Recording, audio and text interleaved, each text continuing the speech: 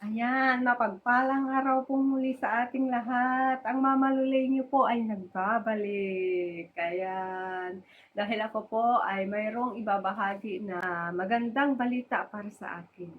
Napakasaya po ni Mama Lulay ngayon. Ayan. At ito po ay dahil sa aking MP2 na nag-matured na. Inumpisahan ko noong 2019 ng July 23. Yan. At ngayong July 23, 2024 ay nag-matured na po siya. At napakasaya po ni Mama Lulay kasi isa po yun sa mga goal na talagang gusto kong makamit. Goal yun na para sa pang-emergency fund. Yan. Savings po siya pero talagang pinuo ko siya na pang-emergency fund. Ayan. Saya-saya ko po kasi kahit paano, hindi man po kalakihan yung nabuo ko na yon within 5 years ay masaya po ako. Mayroon na po akong talagang inaasahan na magagamit sa panahon na kakailanganin ko gumastos na hindi naman gagaling sa aking active income na sahod. At sa pagbuo ko naman po nun, paghuhulog ko po doon, monthly ay 1K peso po. Yun. Talagang isinisaving ko po yung 1K peso na yon tuwing sa sahod ako. Talagang binabawas ko na po yun sa sahod ko bago pa man ako gumastos sa ibang mga gastusin, sa pangangailangan ng mga anak ko, sa bahay, sa mga gastusin nila doon. Ayun, talagang siniseparate ko na po siya. Inuuna ko po talaga siya. Priority ko po talaga siya na itinatabi. At about sa paghuhulog ko naman po doon, nung unang mga taon, mga 4 months po akong naghuhulog ng monthly na 1,000. Kasi trinay ko lang po sa sarili ko kung kaya ko. Kaya nag-monthly po ako. Ngayon, nung nakaya ko ng 4 months na nag-monthly ako, sinubukan ko naman siya na ihulog ng kada 4 na buwan. Kasi po nanghihinayang ako sa cable charge na ihulog po monthly. Kasi kapag ang MP2 natin ay hinulugan natin, may cable charge po. May transaction fee po na dapat bayaran. Sa BDO po ako re-remit. So, may 15 MOP na charge kada remit mo kung maghuhulog ka ng pag-ibig mo or MP2 account. So, ngayon, dahil lang hinayin po ako sa 15 MOP po yung charge, ang ginawa ko po, trinay ko sa sarili ko na kung kaya kong i-keep sa sarili ko yung halaga ng 1,000 peso na nasa akin lang within 4 months, ay itatabi ko. So, trinay ko po na kaya ko po ng unang beses, yon inipon ko ng isang buwan, tapos pangalawang buwan, pangatlong buwan, pangapat na buwan, na hindi ko siya nagastos. Within 4 months po, na itinabi ko yung panghulog ko, 1K para sa MP2, hindi ko po siya nagastos. Naitabi ko lang po talaga siya. As in, isinave ko siya. Kahit na may extra need yung anak ko at talagang kailangan niya, hindi ko po talaga siya dinukot. Talagang itinabi ko po. Ayun. So, dahil nabuo ko po yung 4 months, sabi ko, itry ko ulit ng another 4 months. Ihulog ko muna, tapos itatry ko ulit ng another 4 months. So, naihulog ko yung another 4 months na yon. Meron akong 8 months na nabuo para sa MP2. So, trinay ko ulit ng isa pa. Nagtayo uli ako ng another 4 months na inipon-ipon ko siya. At awa ng Diyos naman ay success pa rin. Hindi ko pa rin po siya nagagamit. Hindi ko pa rin po siya nagagastos kahit na sa akin lang po yung pera. Nakatabi pa lang po. So, sabi ko, congratulations sarili. Kasi, na-well-trained mo na huwag pakialaman yung talagang hindi para sa panggastos ng pamilya. Ayun. So, successful po yung first year ko na paghuhulog ng 1K, 1K sa MP2. On the next year naman po, ang ginawa ko naman ay trinay ko ng 1 year. Ayun, trinay ko siya ng 1 year and effective pa rin naman po siya sa 1 year. Naitabi ko pa rin po ng whole na 12 months yung 1K, 1K. So, sa next year ko po, nakapaghulog ako ng another 13 plus yata yon. Kasi yung cable charge parang naipon. Ang ginawa ko po kasi, monthly ang aking iniiwan na 1K, plus dinadagdag ko yung cable charge na $15 sa pinakang itinatabi ko. So, bukod sa 1K na itinatabi ko, meron extra na $15 ako na idadagdag para sa aking transaction fee o cable charge. Kaya, yung mga sumunod na buwan, tingin ko may mga 13K, 14K, ganon, 12K, ganon. Kung bumaba man yun nun, parang isinakto ko na lang. Eksakto na hulog ko para sa isang taon or para sa 5 years. Ayun. Basta, nabuo ko po yung 12K, 12K na yon within 5 years. At ganun nga po yung ginawa ko, isinave ko ng monthly yung aking hulog. Nihuhulog ko siya after 1 year, kaya ko po siya nabuo. Ngayon ay isi-share ko rin po kung magkano yung kabuuan ng aking na-savings, kung magkano yung capital na aking na-save, at kung magkano po yung naging dividends ng aking MP2 sa ganun pong paraan ng paghuhulog. Ayan po, ilalagay ko po siya dyan at pwede nyo pong i-review kung maiengganyo kayo. Ayan, isa rin po sa aking dahilan ay upang makahikayat ng kapwa ko Pilipino na matutong mag-saving. Ayan, hindi ko naman po ipinipilit sa mga makakaunawa lang at mahihikayat ng video na to. Sana po mabuksan ng ating mga isipan na magkaroon ng kahit konting savings man lang sa ating pagtatrabaho. Sa totoo lang po, iba po yung pakiramdam na kahit paano ay mayroon na tayong inaasahan na mahuhugot sa panahon ng kalamidad. Ayun. Yung pong savings ko na yun ay savings. Pero, ang talagang purpose po nun sa ngayon, dahil first goal ko pa lang po siya na na-achieve ko, na kumpleto, ganon, parang long-term goal ko po siya. Akin nang natapos ngayon at anytime pwede ko na po siyang kunin sa MP2 na i-claim. Pwede ko na po siyang i-claim. Pero hindi ko pa po siya kukunin ngayon dahil nga inilalaan ko siya bilang emergency fund. Siya yung unang-unang goal ko na ina-achieve ko po, yung pang emergency fund. Kasi gusto ko po na in time na may dumating man na anumang pagkakagastusan, ganun, yung hindi natin ine-expect, meron po tayong madudukot. Meron po akong madudukot. Yun po yung pinakang reason ko sa pagsisavings sa MP2. Makabuo ako ng kahit paano na magsisilbing emergency fund para sa akin, para sa aking pamilya, para sa mga mahal ko sa buhay. Kasi, naranasan ko rin po noon na wala man lang madukot sa mga panahon na yung may biglaan tayong pangangailangan. Napakahirap po na lagi tayong dadaan sa utang. Ayun. Yun po yung naging reason ko para makaiwas ako sa panghihiram palagi, ganun. At makaiwas rin sa sobrang stress kung sakali man. Napakahirap po yung wala kang naitatabi tapos may biglang pangyayari.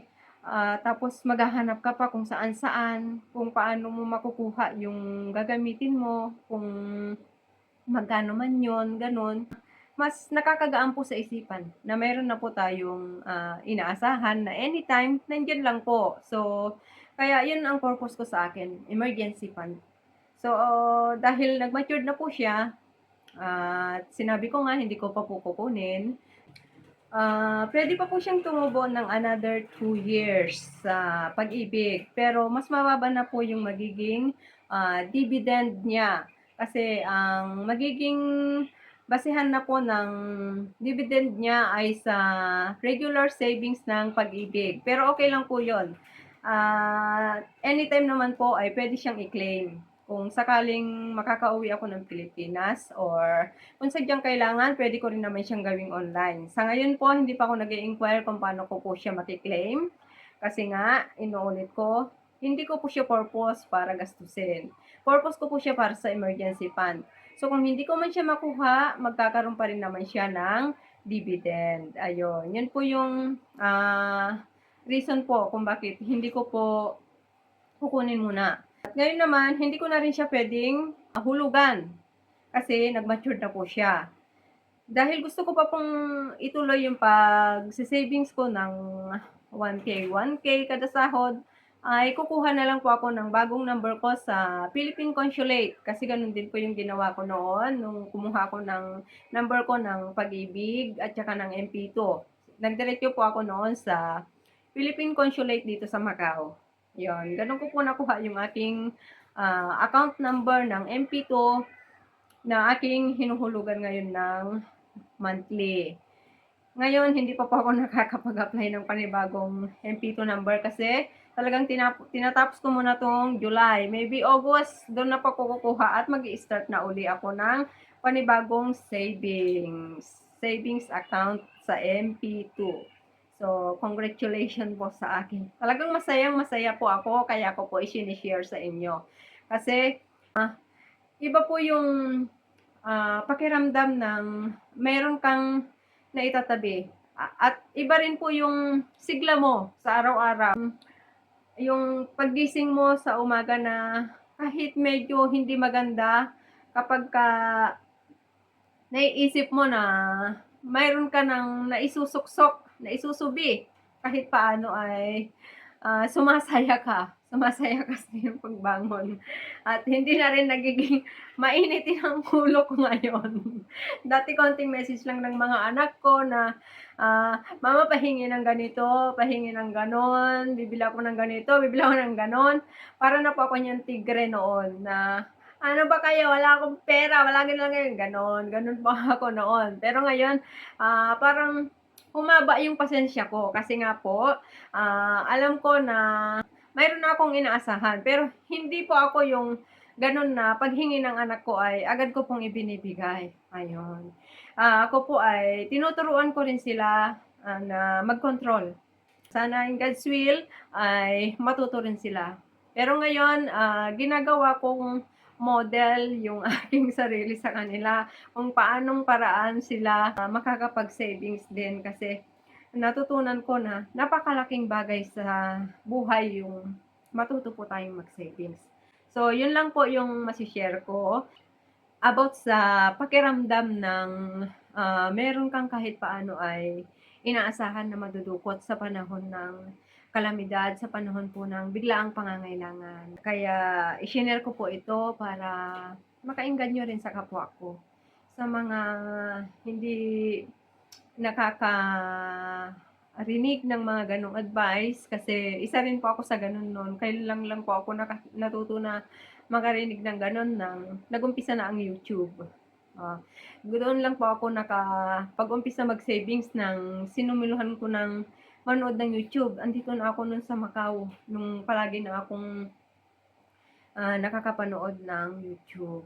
Wala pa akong na-encounter na mga nag-a-advise about financial, kung paano mo aayusin yung salary mo, kung paano mo nga ayusin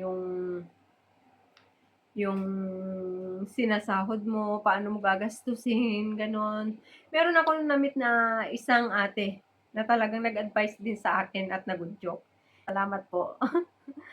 At sa mga influencer sa YouTube, salamat po sa inyo na naka-influence sa akin. Kaya po, hanggang nun na lang po yung aking maibabahagi kung paano akong nakapag-savings at kung paano ako nakatipid. Sa susunod po ay akin din pong ibabahagi yung ginawa kong paraan para makatipid at para makapaghulog po ako monthly ng 1K sa MP2 savings ko po. Yun po ang aking sunod na ibabahagi sa mga susunod na vlog, Sana po ay abangan ninyo at maraming salamat po sa mga nanonood, sa mga nakapag-subscribe na, sa mga matiyaga na panoorin ang vlog ko na ito. Yan, maraming salamat po sa inyong lahat. At hinihingi ko po sana na kung gusto niyo pa pong masubaybayan ang iba kong mga chika ay paki-click naman po ang subscribe button, ayan, and ring the bell na rin po, ayan. Wag niyo na rin po kalimutan mag-like kung nagustuhan niyo po ang aking video na 'to about sa MP2. Masusundan pa po ito ng, konting natutunan ko kasi, dati po tayong walang alam financially. Ito po ay natutunan ko sa YouTube, sa panonood sa financial literacy na mga vlogs. Ayan, maraming salamat po sa mga influencer na yon. Yan. Huwag po sana kayong magsawa at palagi po kayong mag-upload para mas marami pa pong maabot na kagaya ko. Ayan. At ako po ay nag-uumpisa pa lamang sa totoo lang. Nung ano lang po ako nag-umpisa, 2019.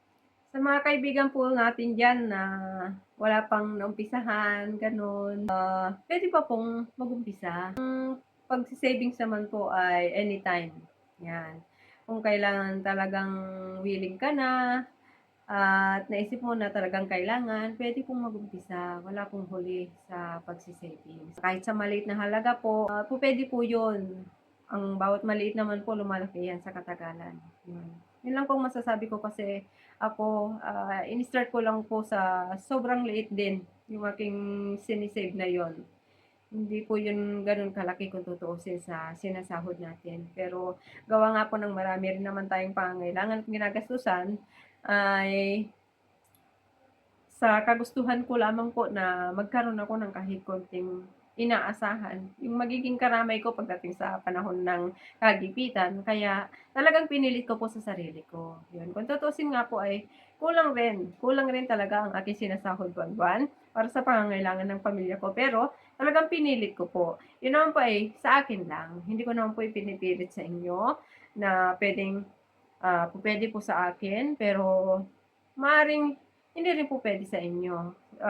Wag lamang po sanang makakasaling sa nararamdaman ng iba, ayun. Pero yung sa akin po ay ibinabahagi ko lang. Wala po akong pinipilit, kundi binabahagi ko lang kung paano ko po ginawa yung pagse-savings ko sa MP2 ng 1K monthly.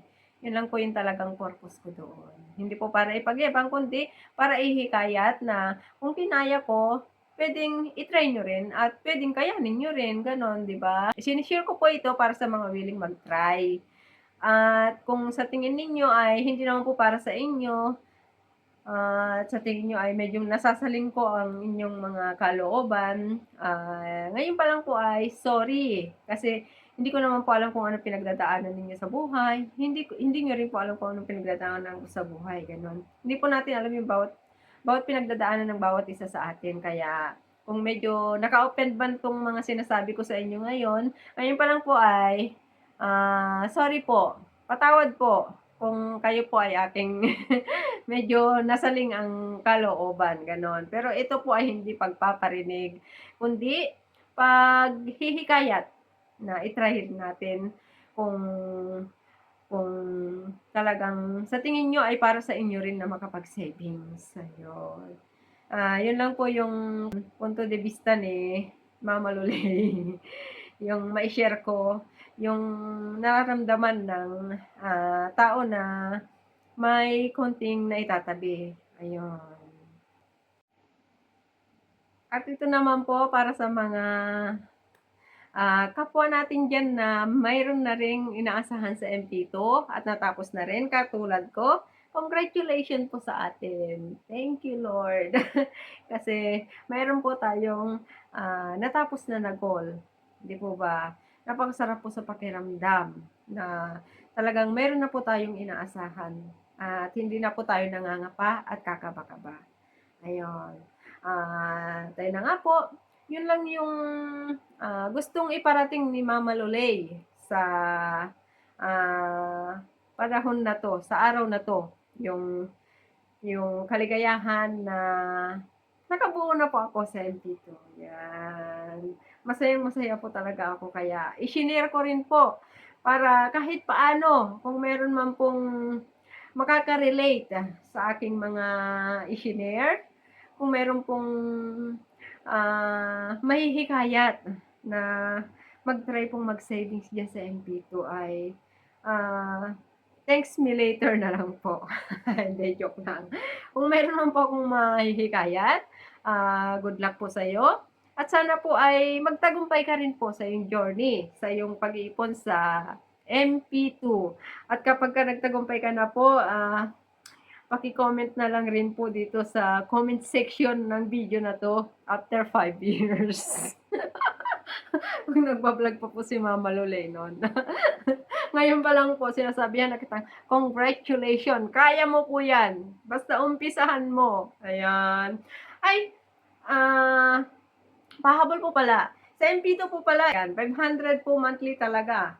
Yung sa akin po is talagang pinilit ko, pinuwersa ko po sa sarili ko lang na 1K monthly. Pero yun po ay 500 monthly at doon po sa regular pag-ibig ay, 100 yata, ewan ko lang kung tumaas na ng 200 kasi yung sa akin po is, 300 yung hinuhulog ko dun sa regular pag-ibig ko. Pero hindi na po ako updated, kung magkano na po yung talagang hulog sa regular pag-ibig. Kasi record po yung regular pag-ibig bago ka kumuha ng MP2, yon.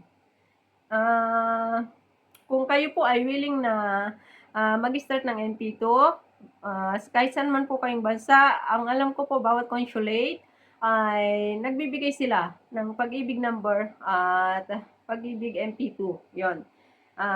Mag-inquire na lang po kayo do'n kasi kung ako po, wala po talaga akong knowledge pa na malawak niyan. Yung kung ano lang po yung meron ako, yun lang po yung nai-share ko sa inyo, yun. Hindi po kasi ako yung nagre-research ng about sa kung anong requirements, kung anong dapat gawin, gano'n. Wala po akong knowledge do'n. Kung ano lang po yung na-experience ko, yun lang po yung shine-share ko sa ngayon. Yun. Yung sa susunod kapagka na-claim ko na po yun, doon po uli ako mag-upload kung ano po yung naging procedure ko, kung ano yung naging processing para makuha ko po yung MP2 ko. Pero sa ngayon wala pa po akong, maisasagot sa inyo kung paano po yung procedure ng pagki-claim kasi hindi ko pa po siya naki-claim. So, yung sa akin lang ibinahagi ko lang po na masaya lang po ako kasi nag-matured na siya, ayun. Yun po yung talagang i-shine-share ko dito, yung pagma-matured po ng aking MP2, yun. Congratulations Mama Loley. Nakita niyo naman po hindi po siya kalakihan pero sobrang saya ko po. Kasi ngayon ko lang po na-achieve yung ganong halaga sa buong buhay ko na as in, alam kong nakatabi lang. Meron pong dumadaan tayo na sahod sa monthly pero, hindi po siya talaga nakatabi, talagang napupunta sa pangangailangan sa araw-araw. Ayun, yun po yung aking kwento about sa aking MP2. So, sana po ay nag-enjoy kayo at sana po ay na-entertain kayo ng video ko na 'to sa pagkakataon na 'to. At maraming salamat po sa inyong panonood. Sa mga naka-subscribe na sa akin, maraming salamat po. At sa mga napadaan lang po sa aking video na 'to, maraming salamat po. You're welcome po. At andiyan po ang ating subscribe button. Para i-welcome ko kayo, paki-click na rin po ang bell button niya. Ayan, please subscribe po. At kung nagustuhan niyo naman po ang video ko na 'to ay paki-like na lamang po. At kung hindi man po lalabis ay paki-share na rin po. Thank you so much po. Ayan. At siya po, ako po ay magpapaalam na. Maraming salamat po muli. Ingat po tayo sa araw-araw at palagi po tayong magdasal para lagi tayong may lakas sa araw-araw. Ayan. Thank you so much. Bye-bye.